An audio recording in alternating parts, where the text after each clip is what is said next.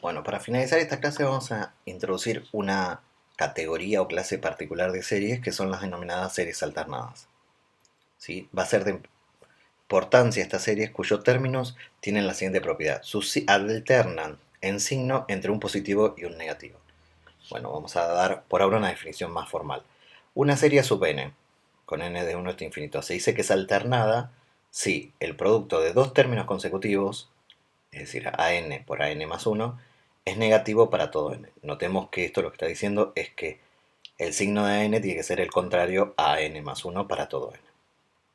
Bueno, lo que vamos a hacer primero es obtener una caracterización de cómo se puede expresar una serie alternada. Veremos a continuación que cualquier serie alternada se puede escribir de la siguiente forma. Como la serie con n desde 1 hasta infinito de menos 1 a la n por una sucesión b sub n, o menos 1 a la n más 1 por b sub n, donde b sub n es una sucesión donde todas sus entradas son positivos o cero. A ver, cabe aclarar por qué hay dos formas de escribir una serie alternada. Y bueno, porque eso depende del primer signo de la serie. O mejor dicho, del signo del primer elemento de la serie. Porque notemos que si el primer elemento de la serie es positivo, ya quedan determinados todos los signos. O si el primer signo es negativo, de la misma forma. Y el primer signo está determinado por esta alternancia. Es de esta forma o esta forma. Notemos que si n es 1, menos 1 a la n da negativo. O si es de esta forma y n es 1, el primer signo me da positivo. Bueno, entonces lo que vamos a hacer es probar eso. Consideremos a sub n una serie alternada. Entonces tenemos dos posibilidades respecto al signo del primer elemento de la serie. Si a1 es positivo, bueno, luego quedan determinados los signos de los infinitos términos. ¿Sí? Porque si el primero es positivo, podemos saber que el segundo tiene que ser negativo, el tercero positivo y así sucesivamente. Notemos que a sub n lo voy a poder escribir siempre de la siguiente forma, como menos 1 a la n más 1 por el módulo a sub n. ¿Por qué de esta forma? Bueno, porque yo necesito que el primero sea positivo y que todos los siguientes estén determinados por la alternancia. Entonces, si a sub n se puede escribir de esta forma, la serie alternada con el primer término positivo se puede escribir de esta forma, donde esta sería la sucesión que estamos buscando que sea mayor o igual que 0, la b sub n. Por otro lado, si el primer término es negativo, a sub n se puede escribir como menos 1 a la n por el módulo a sub n, y por lo tanto tenemos la otra forma de expresar una serie alternada. ¿Sí? Así probamos que toda serie alternada se escribe o de esta forma, donde se puede expresar como un factor que determina la alternancia, en este caso este, o en el otro caso el otro, por una sucesión que tiene todas sus entradas mayores o iguales que 0.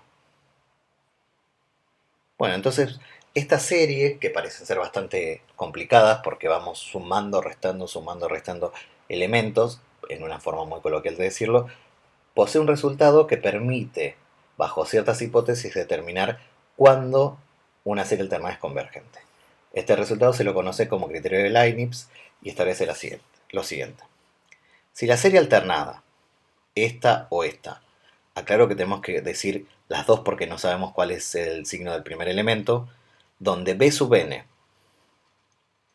es mayor o igual que 0 para todo n, y satisface que dicha sucesión b sub n es decreciente, recordemos que esto era que bn más 1 es menor o igual que b sub n, y que b sub n tiene límite nulo, si sucede estas dos condiciones, cualquiera de estas dos series alternadas es convergente. Una aclaración, notemos que las hipótesis del criterio de Leibniz están hechas sobre la condición o sobre la sucesión que es siempre mayor o igual que 0, porque la alternancia está dada por este factor o este factor. ¿Sí? Bueno, entonces vamos a dar la prueba del criterio de Leibniz para series alternadas. Vamos a suponer que la serie tiene una de las dos formas. Si fuese el otro caso, la prueba es análoga. Entonces vamos a suponer que la serie se escribe como menos 1 a la n más 1 por b sub n.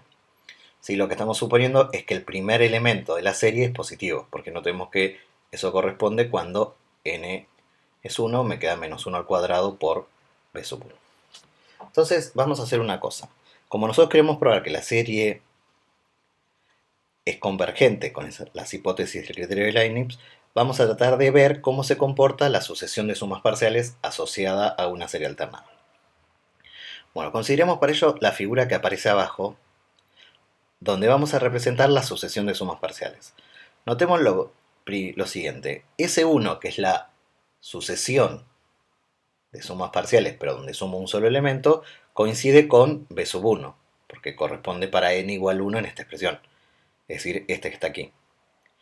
Como B1 es positivo, entonces podemos saber que está a la derecha del 0. ¿Sí? Notemos que es lo que representamos en este gráfico. Ahora queremos ver cuál es la posición relativa de C2. Pero para determinar S2, lo que tenemos que hacer es, por la forma que tiene la serie, es restar B2. De modo que S2 seguro está a la izquierda de S1.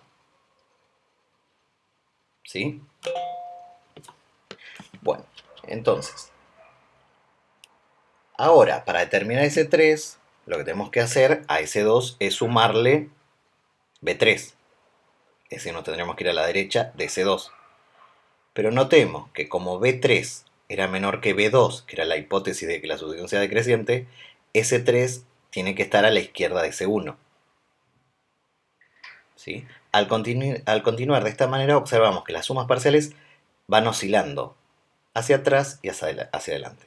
Bueno, esto no es una prueba, lo único que estamos haciendo es ordenar gráficamente lo que vamos a probar a continuación. Pero la idea es poder estudiar esto, cómo se comporta la sucesión de sumas parciales. Notemos que si comenzamos con S1, podemos ir para atrás con S2, luego hacia la derecha con S3, pero no pasamos a S1 y así sucesivamente.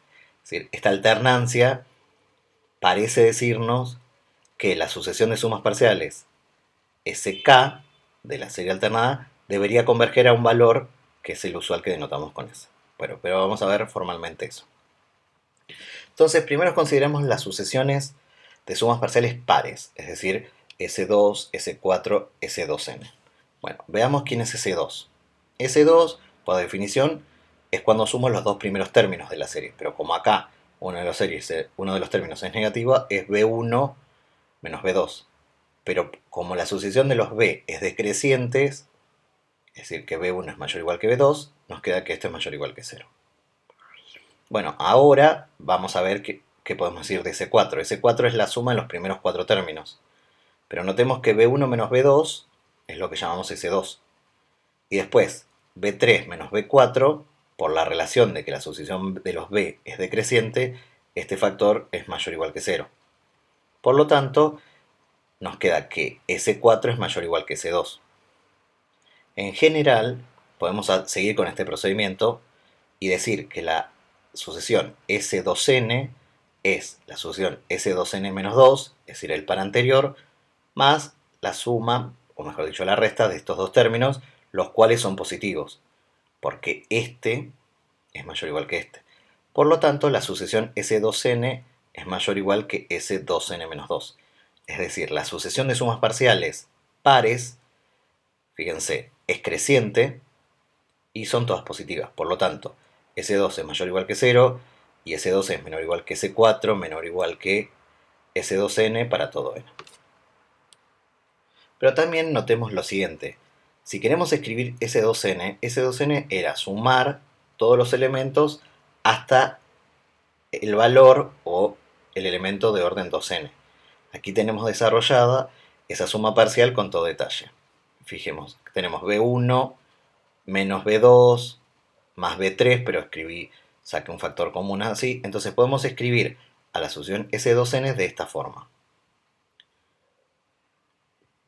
Notemos que todos los términos entre paréntesis en la expresión anterior son positivos, de modo que S2n es menor o igual que B1 para todo n. Por lo tanto, la sucesión de sumas parciales S2n probamos lo siguiente, que es creciente, que era el primer hecho que pudimos mostrar, y por otro lado, acotada, pues está acotada superiormente por B1. Es decir, tenemos esta desigualdad, era positiva, creciente, que lo probamos recién, y acotada por B1.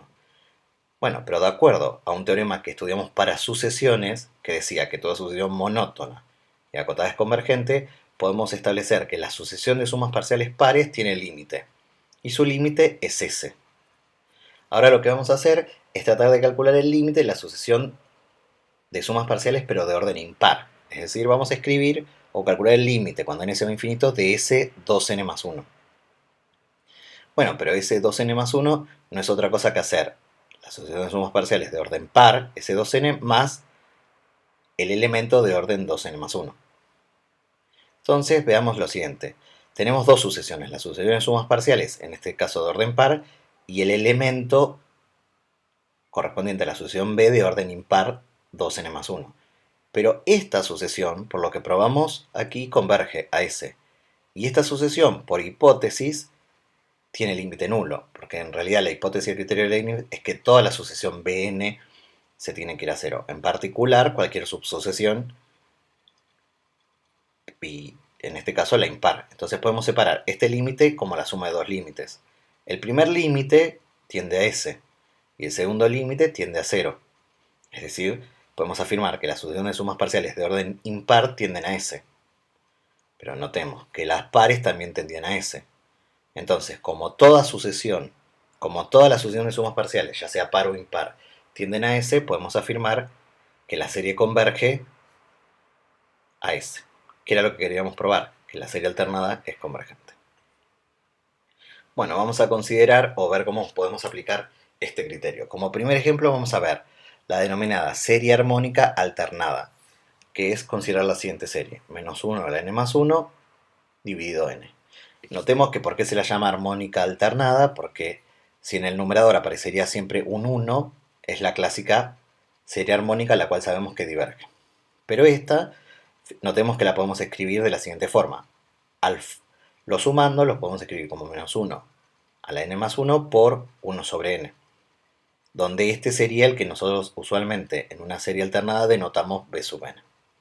Entonces, veamos lo siguiente. Si este b sub n cumple las hipótesis del criterio de Leibniz, podemos afirmar que toda la serie, que es una serie de tipo alternada, es convergente. Lo primero que vamos a observar es que bn más 1 es menor que bn. ¿Por qué? Porque 1 sobre n más 1 es menor que 1 sobre n. Y además, es fácil ver que el límite de bn tiende a 0. De modo que, por el criterio de Leibniz, esta serie alternada es convergente. Notemos que esta serie armónica alternada nos da un ejemplo, o el primer ejemplo, de una serie que es condicionalmente convergente. ¿Por qué? Porque por el criterio de Leibniz, recién acabamos de probar que la serie alternada es convergente.